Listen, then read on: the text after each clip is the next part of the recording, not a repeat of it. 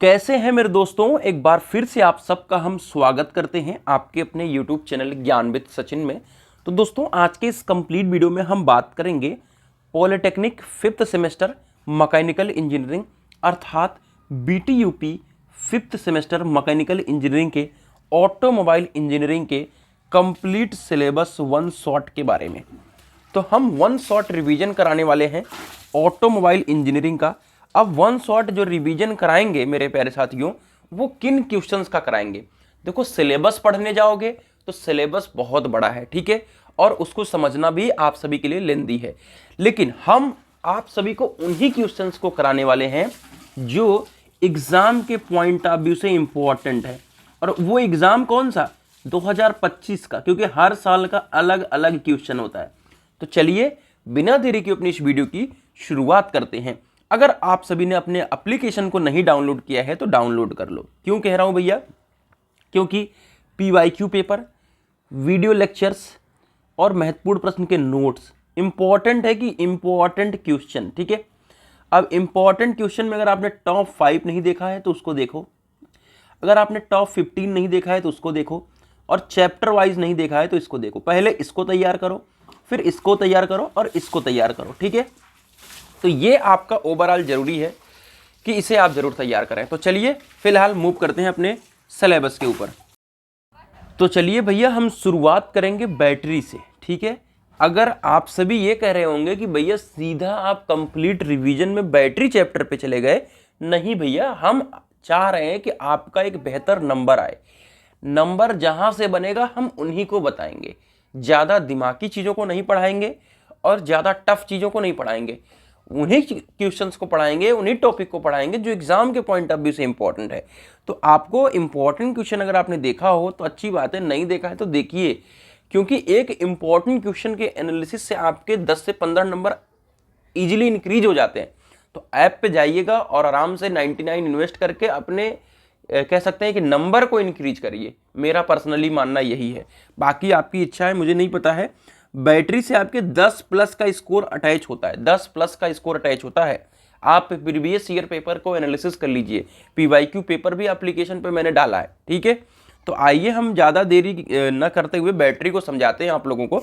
बहुत easy way में समझा दूंगा आप लोगों को। फर्स्ट ऑफ ऑल, हम बैटरी को पढ़ने से पहले ये ज़रूरी है समझना कि भैया बैटरी का हमारी गाड़ी में यूज कहाँ पर है।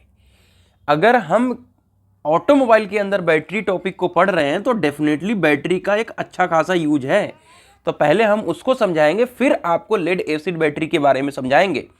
पहले नंबर तो बैटरी का जो यूज है, फर्स्ट ऑफ ऑल यहाँ पे कोने पे लिखता जा रहा हूं, ये सब की पॉइंट है एग्जाम के पॉइंट ऑफ व्यू से। इंजन को स्टार्ट करना, ठीक है, इंजन स्टार्ट, यहां पे लिख देता हूं इंजन स्टार्ट, यानी जो आपका स्टार्टर है, ठीक है, जो स्टार्टर होता है उसको क्या करता है? बैटरी बिजली देता है और फिर आपका क्या होगा? इंजन स्टार्ट होगा, ठीक है भैया। दूसरा बताता हूं, ये पहला हो गया, दूसरा यहां पे लिखता हूं। दूसरा है मेरे प्यारे साथियों, जो आपका इंजन है स्पार्क इग्निशन इंजन है। स्पार्क इग्निशन का मतलब क्या होता है? वहां पे स्पार्क प्लग लगा रहता है, तो स्पार्क प्लग में बिजली आएगी कहां से? इसी बैटरी से आएगी। वहां पे कोई पावर ग्रिड नहीं लगा हुआ है। तो एसआई इंजन का जो स्पार्क प्लग है उसको बिजली देता है और वो आपके इंजन को स्टार्ट करता है स्टार्टिंग में, या हर साइकिल पे जो स्पार्किंग होता है वो बिजली इसकी मदद से ही होता है। जब इंजन चालू हो जाता है तो फिर बैटरी चार्ज होती रहती है और आपका काम होता रहता है। लेकिन पहले तो हमको स्पार्किंग करना पड़ेगा कि नहीं करना पड़ेगा? तो डेफिनेटली हमको स्पार्किंग करना पड़ेगा।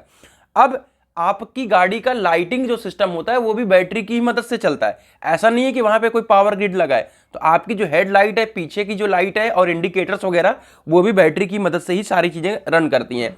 बाकी आप अदर यूज भी जान सकते हो, हॉर्न है, और अगर वाइपर है गाड़ी की तो गाड़ी का वाइपर भी बैटरी की मदद से यूज होता है, ठीक है। AC कंट्रोल भी आपका उसकी वजह से होता है, पावर विंडो भी चलती है, ठीक है। तो मोटा मोटा आपको यूज हो गया कि बैटरी का यूज हमारी व्हीकल में कहां पर है। तो यहां पे कुछ लिखा हुआ है, उसको हम पढ़ते हैं और फिर आपको और ज्यादा क्लैरिटी महसूस होगी।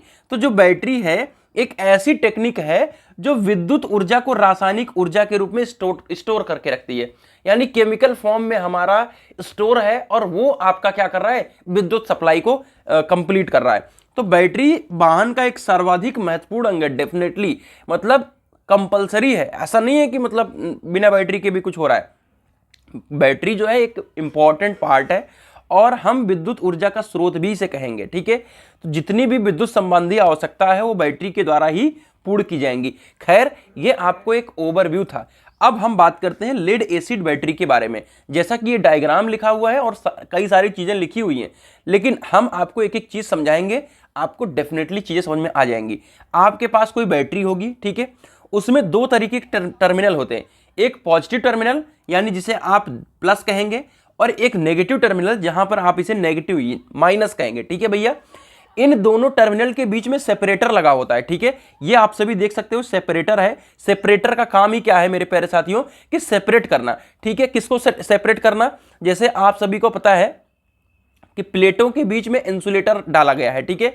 तो वो आप सभी का जो इलेक्ट्रोलाइट है, ठीक है, और प्लेट के बीच का जो सिस्टम है उसको इंसुलेट करने का काम बिल्कुल इंसुलेट करने का काम कर रहा है सेपरेटर, ठीक है भैया।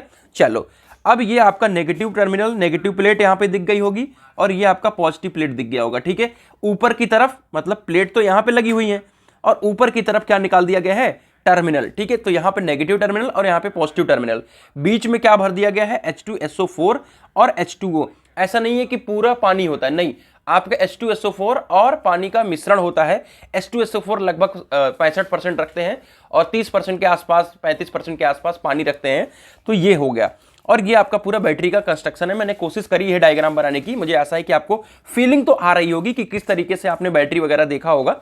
बीच में प्लेट्स होती हैं, उसके बाद सेपरेटर लगा होता है सब में, और ऊपर से एक बॉक्स लगा हुआ है। ये पूरा आपका बॉक्स है, ठीक है भैया, ये पूरा आपका बॉक्स है जिसके अंदर ये सारे सिस्टम है। अब हमें कुछ करना नहीं है, हमें दो तीन चीज समझनी है बस। ये जो पॉजिटिव टर्मिनल है ये है PbO2 और नेगेटिव टर्मिनल है पीबी का मतलब है लेड, ठीक है भैया। क्या है मेरे प्यारे साथियों, लेड। अब ये जो PbO2 है, जब ये डिस्चार्ज होगी बैटरी, डिस्चार्ज का मतलब जब यूज करेंगे तो इसे लेड सल्फेट बनाएगा। क्या बनाएगा, लेड सल्फेट, ठीक है। लेकिन जब हम बैटरी को चार्ज करेंगे, यानी हम बैटरी में स्टोर करना चाह रहे हैं क्या, केमिकल फॉर्म में विद्युत को, तब ये चार्ज होगी और फिर ये PbSO4 के रूप में, PbSO4 जो है फिर से PbO2 बनाने लगेगा। इतना ही छोटा सा मैकेनिज्म है, बहुत ज्यादा कॉम्प्लिकेटेड मैकेनिज्म नहीं है। डिस्चार्ज हुआ तो लेड सल्फेट बनाया, यानी PbSO4 बनाया, कहां से, PbO2 से। और जब आपका चार्जिंग हुआ, अब चार्जिंग क्या, बैटरी चार्ज हुई, ठीक है, तो PbSO4 से PbO2 बनाया। अब जब चार्ज होगा तो डेफिनेटली इसकी जो कंसंट्रेशन है, जब स्टोर होगा तो इसकी कंसंट्रेशन यानी सांद्रता कह सकते हैं, वो बढ़ जाएगी, ठीक है भैया। पानी और जो H2SO4 का सांद्रता है वो बढ़ जाएगी। ये इतना छोटा सा आपका लेड एसिड बैटरी का कह सकते हैं ओवरव्यू है। मुझे आशा है कि आपको समझ में आई होगी। आइए इसके अंदर के हम मैकेनिज्म को एक एक करके पढ़ेंगे। वाहनों में अब लेड एसिड बैटरी का प्रयोग किया जाता है। इस बैटरी में Pb और H2SO4 का प्रयोग किया जाता है, ठीक है। दो ही चीज है, ठीक है, Pb और PbO2 जो आप बना रहे हो, ठीक है, और आपका Pb और H2SO4 का कंसंट्रेशन और H2O, ठीक है। चलो, अब इधर आइए कंस्ट्रक्शन के बारे में। कंटेनर है, कंटेनर का मतलब वो पूरा जो बॉक्स जिसके अंदर सारा मैकेनिज्म फिट है, ठीक है। कंटेनर का काम क्या है, कैसे बनाया गया है वो देख सकते हैं। सिंगल मोल्डिंग से बनाया गया है, वो अलग बात है, अलग अलग प्लास्टिक से आ रहे हैं, कहीं कुछ आ रहा है, ठीक है। कंटेनर को इतना बड़ा बनाया जाता है कि इसके अंदर 3 सेल, ठीक है, और 6 सेल। अब यहां पर क्या होता है मेरे प्यारे साथियों कि 3 सेल का एक सिस्टम और इधर या तो 6 सेल का एक सिस्टम सेट किया जा सकते हैं। और इसको बनाया किससे जाता है, रबड़ का, ठीक है, रबड़ या प्लास्टिक का बनाया जाता है कंटेनर। ये कंटेनर के बारे में हो गया। तो कंटेनर क्या है, कंटेनर जिसके अंदर सारा मैकेनिज्म फिट है, ठीक है। इसमें नंबर ऑफ प्लेट्स ज्यादा रखे जा सके इतना बड़ा बनाया जा सकता है, और इसको हम प्लास्टिक से बनाते हैं।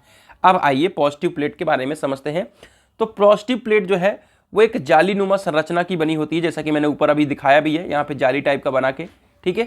तो पॉजिटिव प्लेट क्या होती है, एक जालीनुमा संरचना बनी होती है।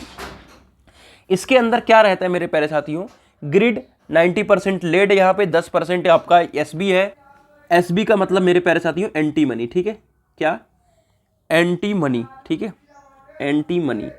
खैर आप एंटी मनी नहीं लिखोगे फिर भी काम चल जाएगा, कि मिश्र धातु की बनी होती है। प्लेट की जो ग्रिड में भूरे रंग का सक्रिय पदार्थ भर दिया जाता है वो है लेड पेरोक्साइड। जो मैं कह रहा हूं PbO2 है, जो PbSO4 बना रहा है डिस्चार्जिंग के समय में, ठीक है, वो PbO2 का पेस्ट होता है। जो पॉजिटिव प्लेट है, ठीक है, तो पॉजिटिव प्लेट पर स्ट्रैप, स्ट्रैप का मतलब होता है पट्टी, ठीक है, स्ट्रैप का मतलब है पट्टी, ठीक है, पट्टी पर क्या करेंगे, सोल्डरिंग द्वारा जोड़ दिया जाता है पॉजिटिव प्लेट को, ठीक है, प्रत्येक पॉजिटिव प्लेट को क्या करेंगे हम, स्ट्रैप से सोल्डरिंग द्वारा जोड़ दिया जाते हैं। और ये जो स्ट्रैप है वो बैटरी से बाहर निकाल दिया जाता है, जो ऊपर आप बाहर की तरफ देखते हो, ठीक है, तो सबको क्या करते हैं हम सोल्डरिंग के द्वारा जोड़ करके आपके पॉजिटिव प्लेट को हम बाहर निकाल देते हैं। अब आइए नेगेटिव प्लेट के ऊपर। नेगेटिव प्लेट, ठीक है, आप सभी को पता है कि उनका जो ग्रिड है वो आपके पॉजिटिव प्लेट के समान है, लेकिन जो आपका सक्रिय पदार्थ है वो आपका सिर्फ लेड है, ठीक है, वहां पर क्या है, लेड का स्लेरी है, ठीक है, और ऋणात्मक प्लेट की मोटाई धनात्मक प्लेट की अपेक्षा कम होती है, ये अधिकतर पहचानने के लिए यूज किया जाता है, ठीक है। चलो, सेपरेटर को मैंने ऊपर से समझा दिया कि धनात्मक एवं ऋणात्मक प्लेट को आपस में संपर्क से बचाने के लिए दोनों के मध्य क्या कर दिया जाता है, सेपरेटर पदार्थ लगा दिया जाता है, डाई इलेक्ट्रिक, ठीक है, या कोई लाइट यहाँ पे डाल दिया जाता है जिससे ये सेपरेटर रहें, और या तो आपकी कोई पतली चादर लगा दी जाती है, ठीक है, यानी नेगेटिव पॉजिटिव को टच ना हो, बस इतने के लिए सेपरेटर यूज किया जाता है, ठीक है मेरे प्यारे साथियों। आइए, कवर, जैसा कि पता है कि कवर अगर ऊपर से लगा रहेगा, ठीक है, तो आपका नेगेटिव पॉजिटिव प्लेट जो है वो उसके ऊपर से बाहर आते हैं, और जो इलेक्ट्रोलाइट का विलयन है उसके नीचे आप रखते हैं, ऊपर से आप क्या करते हो, ऑप्शन बना देते हो जिससे फिल करना है आपको, क्या इलेक्ट्रोलाइट को फिल करते नहीं टाइम टाइम पे, ठीक है, और जो नेगेटिव और पॉजिटिव प्लेट के जो स्ट्रैप हैं वो बाहर निकल के आते हैं। अब इलेक्ट्रोलाइट में क्या करते हैं, जैसा कि मैंने ऊपर बताया था कि आपका ऊपर मैंने बताया था 65% H2SO4, बट यहाँ पे लगभग 62% पानी बताया गया है और 38% तेजाब, ठीक है, ये कंपनी टू कंपनी डिपेंड करता है, ठीक है, तो इसके ऊपर ज़्यादा आपको फोकस नहीं करना, आप 50% अगर कह सकते हो तब भी कोई दिक्कत नहीं आएगी, ठीक है। एक पूर्ण चार्ज की अवस्था में इलेक्ट्रोलाइट का जो घनत्व होगा ये ध्यान में रखना, ठीक है, कि 15 सेंटीग्रेड तापमान पर 1.29 होता है और डिस्चार्ज में 1.11 होता है, ठीक है। अगर वो चार्ज है तो 1.29 है और डिस्चार्ज है तो 1.1 है। ये कब है, जब 15 डिग्री टेम्परेचर है, ठीक है भैया। तो ये आपका हमारा लेड एसिड बैटरी का पूरा कंस्ट्रक्शन है, और मैं आप सभी से डायरेक्टली कह सकता हूं कि ये एग्जाम के अंदर 150% एज इट इज मिल जाएगा, और जितना मैंने बताया है अगर इतना आप कर देते हो, मैं गारंटी से कह सकता हूं कि 4 साढ़े 4 नंबर देने में कोई भी मास्टर हिचकिचाएगा नहीं, ठीक है। और बहुत सरल सा प्रोसेस है, मुझे आशा है कि मैं आप सभी को जितना हो सका मैं समझाने की कोशिश कर सका हूं, ठीक है। अब आता है चेकिंग ऑफ बैटरीज, ठीक है भैया, checking of batteries for voltage and specific gravity, ठीक है, वोल्टेज की चेकिंग किया जा रहा है और स्पेसिफिक ग्रेविटी का चेकिंग किया जा रहा है। तो हमारा कई सारे प्रोसेस हैं, इनको आपको समझना पड़ेगा। एक तो आपका सामने दिख रहा है कि खुला वोल्टेज प्रोसेस, ठीक है, तो चलिए हम समझते हैं ओपन वोल्टेज टेस्टिंग जो है हमारी, खुला वोल्टेज परीक्षण जो है बैटरी का, वो किस तरीके से होता है। तो आइए पहले हम एक छोटा सा डायग्राम बनाते हैं, ठीक है, डायग्राम तो आप सभी के स्क्रीन पर दिख भी रहा है, ठीक है। फर्स्ट ऑफ ऑल यहाँ पे लिखता हूँ मैं, कोई बैटरी है, ठीक है मेरे प्यारे साथियों, कोई आपकी ये बैटरी है, ध्यान से सुनिएगा एक एक बात। तो अब बैटरी आपकी इस समय क्या है, बैटरी यहाँ पे क्या है, फुल चार्ज है, क्या है मेरे प्यारे साथियों, उसका फुल चार्ज है, तो उसका जो भी वोल्टेज होगा वो होगा 2.1। एक कोई बैटरी है वो हमारी फुल चार्ज है, और जो उसका सर्किट वोल्टेज है, ठीक है, उसका जो परिपथ का वोल्टेज है, ठीक है, वो 2.1 है। अब हम क्या कर रहे हैं, इसका टेस्ट कर रहे हैं कि हम इसको पता करें कि हमारी बैटरी सही है कि नहीं, ठीक है, तो चार्जिंग हमारा सही है कि नहीं। अब हम आइए समझते हैं इसको कैसे कह सकते हैं कि पता कर सकते हैं। अब बैटरी को हमने हाल ही में चार्ज किया, बैटरी को हम तुरंत चार्ज किया, जस्ट बैटरी लिया और उसको हमने फुल चार्ज किया। उसके बाद हम क्या करेंगे, इस बैटरी की मदद से, जैसा कि मैंने ऊपर ही बताया था कि आपका हेडलाइट हो गया, हारन हो गया, ये सब क्या होता है, चलता है। तो हम 1 मिनट के लिए हेडलाइट को चलाएंगे, 1 मिनट के लिए हेडलाइट को चला देंगे। उसके बाद हम क्या कर देंगे, बंद कर देंगे हेडलाइट को, और फिर हम इंतजार करेंगे। कितनी देर का इंतजार करेंगे, थोड़ी देर का इंतजार करेंगे, और फिर हम इस बैटरी को क्या करेंगे, जोड़ेंगे टर्मिनल से, ठीक है, किससे जोड़ेंगे, टर्मिनल से। अब किसके टर्मिनल से इसको जोड़ेंगे, आप सभी के वोल्ट मीटर के टर्मिनल से जोड़ेंगे, ठीक है। अब यहां पर टर्मिनल पे जोड़ने पर अगर आपका रीडिंग 12.6 आ गया, ठीक है, अगर रीडिंग 12.6 आ गया तो बैटरी क्या है मेरे प्यारे साथियों, फुल चार्ज। क्या है आपकी बैटरी, क्या है, फुल चार्ज है। अगर ये रीडिंग 12.2 आ गई तो बैटरी क्या है, हाफ चार्ज है। ठीक है, बैटरी कैसी है मेरे प्यारे साथियों कि बैटरी हाफ चार्ज है। और आपकी रीडिंग जो है वो अप्रॉक्स 11 के आसपास आ गई, ठीक है, तो बैटरी क्या है मेरे प्यारे साथियों, डिस्चार्ज है। ठीक है, क्या है, डिस्चार्ज है। फिर से एक इस सिस्टम को समझ लीजिए कि हमारी बैटरी है वो हमारी फुल चार्ज है, तो उसका जो वोल्टेज निकल के आता है वो 2.1 निकल के आता है। ठीक है, जो उसके परिपथ का वोल्टेज है। ठीक है, अब हम उस बैटरी को फुल चार्ज किए और 1 मिनट तक हमने हेडलाइट चार्ज करने के बाद हेडलाइट को चला दिया और फिर हमने बंद कर दिया हेडलाइट को। तो हेडलाइट को बंद करने से क्या होगा कि जो बैटरी का ऊपर का जो चार्जिंग पोर्शन है, ठीक है, वो निकल गया। ठीक है, अब उसके बाद हम चेकिंग कर रहे हैं, तो हमने क्या किया कि वोल्ट मीटर से हम इनके टर्मिनल को जोड़ दिए बैटरी को। तो हमारी रीडिंग अगर 12.6 आई तो हमारा फुल चार्ज है, रीडिंग 12.2 आई तो हाफ चार्ज है, और रीडिंग 11 के आसपास आ रही है तो हमारा क्या है, डिस्चार्ज है। यही है आपका ओपन वोल्टेज टेस्टिंग। आइए हम एक एक चीज को डायग्राम थ्योरी से समझ लेते हैं। जब बैटरी फुल चार्ज होती है तो उसके परिपथ वोल्टेज का जो परिपथ का जो वोल्टेज है वो 2.1 होता है। अब बैटरी को अगर जल्दी चार्ज किया गया है, अभी जस्ट चार्ज किया, तो हम क्या करेंगे, हेडलाइट को चला करके 1 मिनट चला करके बंद कर देंगे। क्यों चला करके बंद करें, क्योंकि उसके सरफेस का जो चार्ज है वो बैटरी से निकल जाए। और फिर हम क्या करेंगे, वोल्ट मीटर को टर्मिनल से जोड़ देंगे। अगर 12.6 रीडिंग आई तो बैटरी क्या है, फुल चार्ज है। 12.2 रीडिंग आई तो बैटरी हाफ चार्ज है, और 11.9 आई यानी 11 के आसपास आई तो बैटरी डिस्चार्ज है। तो ये हमारा ओपन वोल्टेज टेस्टिंग था। आइए हम अगले सिस्टम के ऊपर चलते हैं, वो है हमारा कैडमियम टेस्टिंग।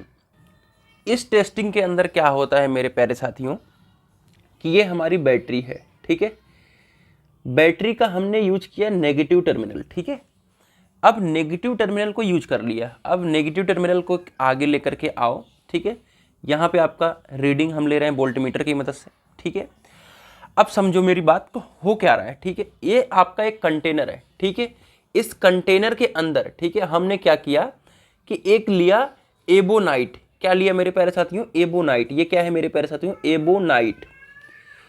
एबोनाइट के अंदर हमने क्या रखा है, कैडमियम की रॉड। ध्यान से सुन लीजिएगा, एक हमने कंटेनर लिया, इसके अंदर इलेक्ट्रोलाइट है यानी विद्युत अपघट्य है, एबोनाइट है, एबोनाइट के अंदर है आपकी कैडमियम की रॉड। ठीक है, ये पूरी जो ट्यूब है वो एबोनाइट की है, इसके अंदर कैडमियम की रॉड है।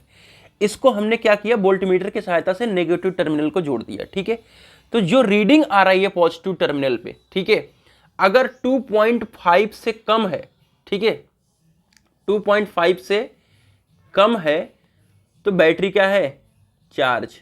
बैटरी क्या है, चार्ज। अगर 2 पॉइंट से अगर डिस्चार्ज है, ठीक है, तो 2.5 से क्या नाम है आपका, 2 पॉइंट से कम होगा। ठीक है, यानी 2.5 से कम है तो आपकी बैटरी चार्ज है। लेकिन अगर 2 पॉइंट से कम है, 2 पॉइंट से कम है तो क्या होगा, आपका डिस्चार्ज है। फिर से एक बार समझाने की कोशिश करूंगा मैं, समझने की कोशिश करिए आप। ये बैटरी है, ठीक है, बैटरी का नेगेटिव टर्मिनल यूज किया वोल्टमीटर की सहायता से। वोल्टमीटर को यूज किया कहां पे ले आकर के, किसी एक विद्युत अपघट्य के सॉल्यूशन के अंदर हमने एबोनाइट का एक बॉक्स लिया है, ट्यूब लिया है, उसके अंदर हमने कैडमियम की रॉड यूज करी है। इसको हमने नेगेटिव टर्मिनल को जोड़ दिया, और जब हम टेस्टिंग करेंगे तो जो पॉजिटिव टर्मिनल है, पॉजिटिव टर्मिनल पर जो रीडिंग आएगी वो 2.5 आएगी, तो बैटरी चार्ज है। और 2.5 आई और उससे कम आई तो बैटरी चार्ज है, और 2 पॉइंट से कम आई तो बैटरी डिस्चार्ज है। यही है आपका कैडमियम परीक्षण। मुझे आशा है कि एक एक चीज को समझ जाओगे। यह बैटरी को चार्ज अथवा डिस्चार्ज करते हुए किया जाता है। ठीक है, बैटरी की चार्जिंग डिस्चार्जिंग में यूज करते हैं। इसमें कैडमियम की छड़ को एबोनाइट की एक नली में बंद करके इलेक्ट्रोलाइट में डुबा देते हैं। छड़ के सिरों को वोल्टमीटर की ऋणात्मक नली से जोड़ देते हैं। ठीक है, अब पॉजिटिव टर्मिनल की स्थिति में बैटरी चार्ज है तो रीडिंग 2.5 होगी, उससे कम होगी, और अगर डिस्चार्ज है तो 2 पॉइंट से कम होगी। ठीक है, तो ये है आपका क्या है, कैडमियम परीक्षण। आइए कोई और टेस्टिंग है कि नहीं, और एक टेस्टिंग है, इसे कहते हैं विशिष्ट गुरुत्व परीक्षण। तो आइए स्पेसिफिक ग्रेविटी टेस्टिंग को समझते हैं। स्पेसिफिक ग्रेविटी टेस्टिंग किसके लिए हो रही है? जो आपका विद्युत अपघट्ट यूज हो रहा है ना, किसके अंदर? बैटरी के अंदर विद्युत अपघट्ट नहीं लगा हुआ है, H2SO4 का जो डाले हुए हैं पानी का मिलेन, ठीक है, तो उसकी टेस्टिंग कर रहे हैं, उसकी स्पेसिफिक ग्रेविटी की टेस्टिंग कर रहे हैं। होगी कैसी टेस्टिंग? ये बॉल है, ठीक है, ये क्या है? रबर की बल्ब है, ठीक है, इसको हम दबा सकते हैं। दबाने से क्या होगा कि जैसे कोई चीज दबा करके छोड़ोगे तो उसके अंदर पूरा पानी भर आएगा, ठीक है। तो अगर पानी भरना है तो दबा कर छोड़ो, अगर नहीं भरना है तो आप वैक्यूम क्रिएट करने के लिए भी इस वाल्व का यूज कर सकते हो। ये आपका बैटरी का सेल है, ठीक है, इसके अंदर आपका क्या हुआ है? इलेक्ट्रोलाइट्स भरा हुआ है। ये हमने क्या किया? रबर का ट्यूब उठाया, ठीक है, रबर का ट्यूब यहाँ पे ले आया। अब इस तरीके का अरेंजमेंट है। अब इसे हम कहते हैं हाइड्रोमीटर। क्या कहते हैं? हाइड्रोमीटर। हाइड्रोमीटर में क्या है मेरे प्यारे साथियों? ऊपर रबर की बल्ब आपने देख लिया, या हाइड्रोमीटर के अंदर एक कांच का है, ठीक है, एक कांच का है हाइड्रोमीटर, इसके अंदर एक लगा है फ्लॉट। फ्लॉट मतलब ऊपर नीचे वो हो सकता है, जब उसके अंदर अगर पानी भरेगा तो जितना आपका पानी भरेगा ये ऊपर चला जाएगा, ठीक है। अब करेंगे क्या, मतलब वर्किंग को समझो। क्या करते हैं हम टेस्टिंग करने के लिए? इसको हमने इलेक्ट्रोलाइट की मदद से जोड़ दिया। इस रबर बल्ब को क्या करेंगे? हम दबाएंगे। जब हम रबर बल्ब को दबाएंगे तो जो इलेक्ट्रोलाइट है यहां से चढ़ेगा ये और यहां पर आएगा। अब ये जब यहां पर भरेगा तो ये फ्लॉट क्या हो जाएगा? ऊपर हो जाएगा। और जैसे ही फ्लॉट ऊपर होगा, जैसे मान लो इतना ऊपर हो गया, तो यहाँ पे रीडिंग ले लिया और रीडिंग लेकर के हम उसके डेंसिटी को, ठीक है, और स्पेसिफिक ग्रेविटी को यहाँ पे टेस्ट कर लेंगे। आइए समझते हैं। इसमें हाइड्रोमीटर की मदद से टेस्टिंग किया जाता है। हाइड्रोमीटर शीशे की ट्यूब होती है, इसमें ऊपर की तरफ एक रबर बल्ब लगा होता है, जैसा कि मैंने ऊपर बताया। कांच के पात्र में कांच का फ्लोट पड़ रहता है, उस इसमें क्या है? कांच का एक फ्लॉट पड़ा हुआ है, ठीक है, ऊपर रबर बल्ब लगी हुई है। परीक्षण के लिए नमूना नली को इलेक्ट्रोलाइट में डुबोया जाता है। मतलब कहने का मतलब यह है कि जो ट्यूब है इसको क्या करेंगे? हम इस इलेक्ट्रोलाइट के अंदर डिबो देते हैं, जो आपके प्लेटों के बीच में रहती है, ठीक है। वॉल्व को जब दबाकर छोड़ेंगे तो वैक्यूम क्रिएट होते हुए आपका चढ़ेगा वो क्या? इलेक्ट्रोलाइट। और जब इलेक्ट्रोलाइट कांच के पात्र में जाता है तो फ्लॉट क्या होगा? ऊपर बढ़ जाएगा। और जब ऊपर बढ़ेगा तो जितना ऊपर बढ़ेगा उसकी हम रीडिंग को ले लेंगे और वो आप सभी का टेस्टिंग वहां पे कंप्लीट हो जाएगा, ठीक है भैया। तो ये आपका हो गया इलेक्ट्रोलाइट का टेस्टिंग यहाँ पे विशिष्ट गुरुत्व परीक्षण की मदद से, ठीक है भैया। अब बैटरी वाले क्वेश्चन में ध्यान से समझिएगा, बैटरी यहाँ पे लिख देता हूँ। जो बैटरी का चैप्टर है यहाँ पे 10 नंबर मिलते हैं, ठीक है, 10 मार्क्स। जिसमें क्वेश्चन नंबर 1 था आप सभी का लेड एसिड बैटरी, ठीक है, लेड एसिड। दूसरा था बैटरी का टेस्टिंग, ठीक है, बैटरी का टेस्टिंग। तीसरा क्वेश्चन आता है, क्वेश्चन नंबर 3 आता है मेंटेनेंस और रख रखाव, ठीक है, ये फ्री का नंबर होता है, ठीक है भैया। तो हम चलते हैं दूसरे स्लाइड के ऊपर और मेंटेनेंस के बारे में आप लोगों को समझाते हैं, ठीक है। तो जैसा कि हमने बताया भी आप सभी को कि बैटरी मेंटेनेंस से टॉपिक पूछ लिया जाता है, ठीक है, और फ्री के 5 नंबर मिल जाते हैं। लेकिन जब आपको उसके कीवर्ड्स नहीं पता रहते ना, जब कीवर्ड्स नहीं पता रहते तो क्या होता है भाई कि 5 नंबर भी ढंग से नहीं मिलता है। तो बैटरी की मेंटेनेंस के कीवर्ड्स को जरूर पढ़ लीजिएगा। पहला जैसे है, मैं शॉर्ट में लिखता जाऊंगा और समझाते जाऊंगा, ठीक है, कि बैटरी की आप साफ सफाई करिए, ठीक है, बैटरी की साफ सफाई। अब इसके अंदर क्या लिखना है आप समझिए, ठीक है, इसके अंदर क्या लिखना है बैटरी की साफ सफाई के अंदर। देखो बैटरी है आप सभी की, तो उस पर धूल वगैरह ना जमे, ठीक है, धूल ना जमे, ठीक है, ग्रीस वगैरह ना लगा रहे, ठीक है, जंग वगैरह ना लगे उसके ऊपर, ठीक है। तो उसके लिए आप सभी को क्या करते रहना चाहिए कि साफ समय समय पर साफ सफाई करते रहना चाहिए। जो आप सभी का टर्मिनल है, ठीक है, उसको कुछ पेपर वगैरह लेकर के रगड़ देना चाहिए। तो ये पहला आप सभी का हो गया बैटरी की साफ सफाई। दूसरा, आप सभी को पता है कि वहां पे एक इलेक्ट्रोलाइट होता है, ठीक है, जो आपका एसिड और वाटर का मिक्स होता है, जिसे हम इलेक्ट्रोलाइट कहते हैं, इलेक्ट्रोलाइट, ठीक है। क्या होता है ये? H2O और H2SO4 का मिक्सअप होता है। इसके लेवल को हमेशा जांचते रहना चाहिए, ठीक है, इसके लेवल को जांचते रहना चाहिए कि हमारा जो इलेक्ट्रोलाइट का लेवल है वो कितना है, कम ना होने पाए लेवल, ठीक है, कम लेवल नहीं रहने पाए, ठीक है। तीसरा आप सभी का बैटरी वोल्टेज, ठीक है, बैटरी का वोल्टेज चेक करते रहना चाहिए कि ऐसा तो नहीं है कि बैटरी का जो मिनिमम वोल्टेज है वो 12 वोल्ट से कम हो, जिससे कि बैटरी को रिचार्ज कर सकें, ठीक है। तो यदि वोल्टेज 12 वोल्ट से कम है तो बैटरी को चार्ज करें, ठीक है। और नॉर्मली जो फुल चार्ज बैटरी होती है उसका जो वोल्टेज रहता है वो 12.6 से 12.8 रहता है, ठीक है। इस बात का आप ध्यान रखें। तो बैटरी के वोल्टेज को हमेशा चेक करते रहें, ठीक है। चौथा कीवर्ड यूज करेंगे आप लोग, यूज रेगुलरली, यूज करिए, ठीक है। यूज रेगुलर, ठीक है। बैटरी को हमेशा यूज करते रहिए, ठीक है। ऐसा ना हो कि 10-15 दिन तक आप चालू ही ना करें, ठीक है। अब घर के इन्वर्टर की बैटरी को मत लीजिए, यहाँ पे गाड़ी की बैटरी से आप यूज करिए, ठीक है। उसके बाद ओवर चार्जिंग, ठीक है। ओवर चार्जिंग ना करें इसको, ठीक है, बैटरी को, ठीक है। तो बैटरी को ओवर चार्जिंग से भी आप सभी इसको बचाएं, ठीक है। और यहाँ पे लिख देता हूँ सेफ टेम्परेचर, ठीक है। बैटरी को सेफ टेम्परेचर में रखें, ऐसा ना हो कि जहाँ पे पानी वगैरह गिरता रहे वहीं पे उसको रख दो, ठीक है। और आप सभी को इतने लगभग टॉप पॉइंट्स हैं, इनको ध्यान में रखना है, ठीक है। तो बैटरी का मेंटेनेंस बहुत इजीली हो जाएगा। चलिए, तो हमारा जो बैटरी चैप्टर था इतने ही टॉपिक वहां पर थे। अब हमारा जो 7वां चैप्टर है उसे हम कहते हैं एग्जॉस्ट एंड इमिशन चैप्टर, ठीक है। ये हमारा जो चैप्टर है वो निष्कासक और उत्सर्जन जो चैप्टर है, वो चैप्टर में क्या है मेरे प्यारे साथियों, ध्यान से समझने की कोशिश करिएगा। कि जैसे आप सभी का जो इंजन है, ठीक है, जब इंजन आप सभी का 4 स्ट्रोक इंजन एग्जाम्पल के तौर पे बताएं तो आप सभी का पावर स्ट्रोक के बाद एग्जॉस्ट होता है, ठीक है। एग्जॉस्ट स्ट्रोक होता है, ठीक है। जब एग्जॉस्ट होता है तो उससे धुआं वगैरह बाहर निकलता है, ठीक है।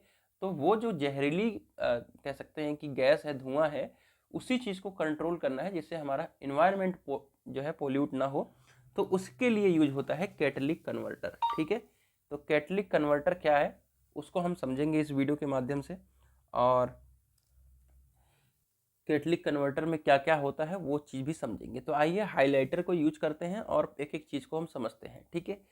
कैटलिटिक कन्वर्टर, ठीक है, ये क्या है मेरे प्यारे साथियों, एग्जॉस्ट इमिशन कंट्रोल है। एग्जॉस्ट इमिशन कंट्रोल का मतलब क्या है मेरे प्यारे साथियों, जो आपका 4 स्ट्रोक इंजन है, जो उससे एग्जॉस्ट निकला और वो जहरीली गैसेज को हम क्या करेंगे, साइलेंसर के पास एक ऐसा सिस्टम लगाएंगे, यानी यही कैटलिक कन्वर्टर यूज करेंगे, जिससे उनके जो भी इमिशन है, ठीक है, जो भी गंदगी है उसको क्या करें, वो एब्जॉर्ब कर ले और कम से कम पोल्यूट एयर को एनवायरनमेंट में रिलीज किया जाए। तो उसी को कंट्रोल करने का ये उपकरण है क्या, कैटलिक कन्वर्टर, ठीक है।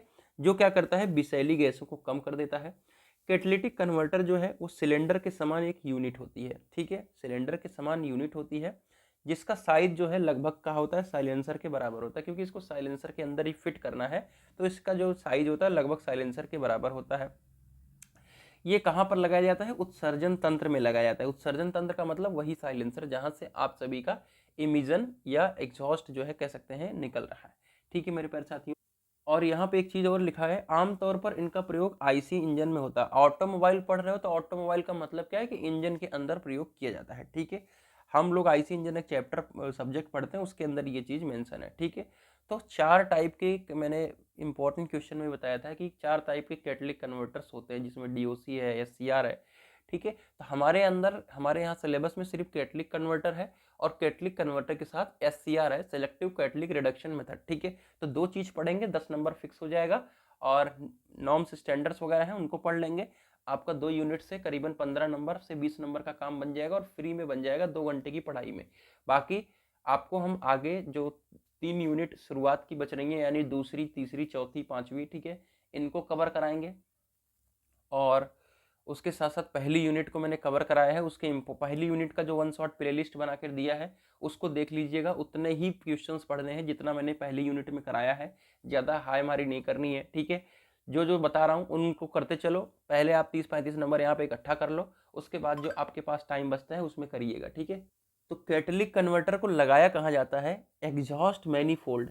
एग्जॉस्ट मैनीफोल्ड का मतलब क्या है मेरे प्यारे साथियों, एक आपका इनलेट मैनीफोल्ड होता है जहां से आपका एयर और फ्यूल का मिक्सचर आता है, ठीक है। या हो सकता है कि एयर का मिक्सचर आ रहा हो, क्योंकि सीआई इंजन के अंदर कंप्रेशन इग्निशन यानी डीजल के अंदर क्या होता है, सॉरी दोस्तों, मैं जहां पर भी बता रहा हूँ फिर मैं उसके आगे कंटिन्यू करता हूँ। मुझे आशा है मैं बता रहा था कि जो कैटलिक कन्वर्टर है मेरे प्यारे साथियों, उसको यूज किया जाता है एग्जॉस्ट मैनीफोल्ड के और साइलेंसर के बीच में।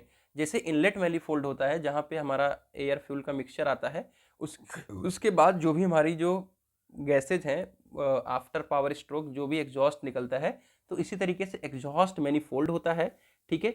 आपके एग्जॉस्ट मैनिफोल्ड के आगे पाइप लगा होता है, ठीक है, तो उसके लगाया इसे कहा जाता है एग्जॉस्ट मैनिफोल्ड और साइलेंसर के बीच में, जहां से आपका निकल रहा है, ठीक है।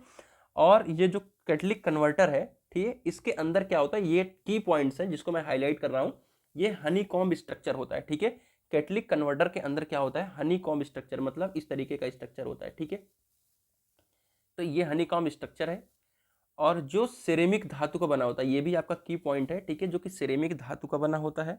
इसको एल्यूमिनियम बेस से क्या करते हैं, हम कोटिंग करते हैं, उसके ऊपर लेपन करते हैं, इस बात का ध्यान रखें कि एल्यूमिनियम बेस से कोटिंग करते हैं। उसके बाद प्लेटिनम, पैलेडियम आदि से लेपित किया जाता है। अब इसका मतलब क्या है, इसको समझना पड़ेगा, ठीक है, ध्यान से समझिएगा। जो आपका प्लेटिनम है, ठीक है, ये किसको रोकता है, ये रोकता है कार्बन मोनोऑक्साइड, जिसे हम कहते हैं CO। और जो पैलेडियम है, ठीक है, ये किसको रोकता है, अनबर्न्ड हाइड्रोकार्बन को, किसको, अनबर्न्ड हाइड्रोकार्बन को, ठीक है। यहां पे मैं लिख देता हूं HC, ठीक है। और आपका एक और होता है, वो होता है रोडियम, ठीक है, क्या होता है, रोडियम, लिख देता हूं यहाँ पे रोडियम, ठीक है। ये सब की पॉइंट है, इसे याद करके रखोगे, आपके SSC वगैरह में भी काम आएंगे। और ये रोकता है NOx को, ठीक है। प्लेटिनम जो रोकता है वो कार्बन मोनोऑक्साइड को रोकता है, पैलेडियम हाइड्रोकार्बन को रोकता है, ठीक है।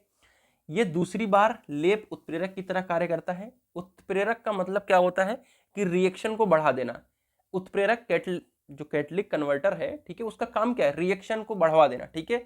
इनकी उचित रासायनिक अभिक्रिया करवाते हैं, जैसे CO, HC जैसी गैसेज को क्या हो जाती हैं, CO2 और H2 में बदल जाती है। मतलब कहने का मतलब है कार्बन मोनोऑक्साइड क्या होता है, आपका हानिकारक है। क्यों हानिकारक है, क्योंकि ये आपके गले के अंदर जाएगा तो ये जो ऑक्सीजन है ये आपका O2 के फॉर्म में रहता है, लेकिन यहाँ पे O के फॉर्म में है, तो आपके अंदर के ऑक्सीजन को लेकर के, ठीक है, अब यहाँ पर क्या करेगा, आपके फेफड़े को यहाँ पे जाम कर देगा, ठीक है। तो इसी तरीके से CO2 जो है स्टेबलाइज फॉर्म में है, तो वो आपको लिए नुकसान तो है, लेकिन इतना नहीं है, ठीक है। जैसे हाइड्रोकार्बन है तो H2 में बदल जाता है। अब आइए, ये आपका फिगर है, ठीक है, ये कैटलिक स्ट्रक्चर है, ये हनीकॉम्ब स्ट्रक्चर है। यहाँ से आपका एंट्री करता है, ठीक है। यहाँ पे आपका एक ऑप्शन लगा रहता है, ठीक है, डर्टी एग्जॉस्ट फ्रॉम इंजन, जो भी डर्ट्स वगैरह होती हैं उनको रोक लेता है। फिर हनीकॉम्ब स्ट्रक्चर से क्रॉस करता है और फिर रिएक्शन होगा, और यहाँ पे एग्जॉस्ट से निकल जाता है क्या, आपका N2 निकल जाता है और CO2 निकल जाता है, ठीक है भैया। कन्वर्टर टाइप्स हम नहीं समझने वाले हैं, ठीक है।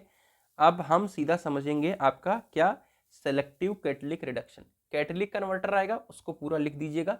अगला हमारा टॉपिक है सेलेक्टिव कैटलिक रिडक्शन, ठीक है, SCR, ठीक है।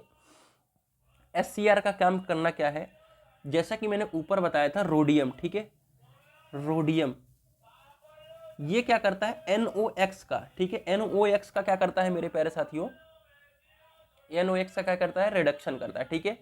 तो इसी क्रम में SCR यूज किया जाता है। SCR क्या करता है मेरे प्यारे साथियों, एन नाइट्रोजन ऑक्साइड NOx को परिवर्तित करने का साधन है, यानी NOx को क्या करता है, N2 में कन्वर्ट कर देता है। फिर से सुन लीजिएगा, सेलेक्टिव कैटलिक रिडक्शन मेथड जो है वो NOx को N2 में कन्वर्ट कर देता है, ठीक है। इसकी मदद से लगभग 90% तक NOx को क्या कर सकते हैं, हम कम कर सकते हैं। इसके साथ ही 80% तक हाइड्रोकार्बन एवं 30% तक पार्टिकुलेट मैटर को हटाया जाता है। आप ध्यान से समझिएगा, जो आपका कैटलिक कन्वर्टर सिस्टम है ना, इसकी 4 परत होती है। अगर इसको जब आप समझोगे तब जान पाओगे, इसकी 4 परत होती है। अब होता क्या है मेरे प्यारे साथियों कि इसको हम लगा देते हैं कहां पर, एग्जॉस्ट मैनिफोल्ड और साइलेंसर के बीच में। जो पहला वाला आता है ना, वो है DOC, ठीक है। अब DOC हमारा क्या करता है मेरे प्यारे साथियों, कि DOC के अंदर कुछ रिडक्शन होगा अनबर्न्ड हाइड्रोकार्बन का, ठीक है। उसके बाद ये आगे जाएगा किसमें, SCR के अंदर। अब यहां पे हनीकॉम्ब स्ट्रक्चर लगा रहेगा SCR, वो क्या करेगा, NOx को कंट्रोल करेगा। उसके बाद लगा दिया जाता है क्या आपका, उसके बाद लगा दिया जाता है पार्टिकुलर मैटर वाला, ठीक है। पार्टिकुलेट मैटर क्या होता है ये समझो। पार्टिकुलेट मैटर का होता है, जैसे आप कहीं भी धुआं जलाते हो तो उस एक छोटे छोटे पार्टिकल्स होते हैं जो कि ऊपर की तरफ उड़ते हैं, तो वही जा करके कहां पर, उन्हीं हनीकॉम्ब स्ट्रक्चर के अंदर फंस जाते हैं, जो बनाया जाता है पार्टिकुलेट मैटर वाला, और फिर बाद में उसको साफ कर लिया जाता है, और फ्रेश एयर, मतलब जो साफ हुई एयर है वो आगे की तरफ निकलती हुई जाती है। क्लियर है भाई बात हमारी। चलो, SCR का उपयोग भारी ट्रकों में भी होता है। तो SCR क्या है समझ गए, ये नाइट्रोजन ऑक्साइड को रिडक्शन करता है यानी कम करता है, और इसके लिए हमारा रोडियम यूज होता है, रोडियम का कन्वर्टर है, ठीक है। लगभग 90% तक NOx को कम कर लेता है। उसके बाद हम हाइड्रोकार्बन को रिडक्शन करते हैं, फिर पर्टिकुलेट मैटर को वहां पे आगे की तरफ छपा देते हैं, ठीक है। तो ये हमारा क्या है, ये मेरे प्यारे साथियों NOx के रिडक्शन के लिए मेथड यूज किया गया है, ठीक है। ये NOx है, ठीक है। यहाँ पर आया फ्लू गैसेज, कूलिंग सिस्टम लगा हुआ है, ये आप अपना डायग्राम बना दीजिएगा।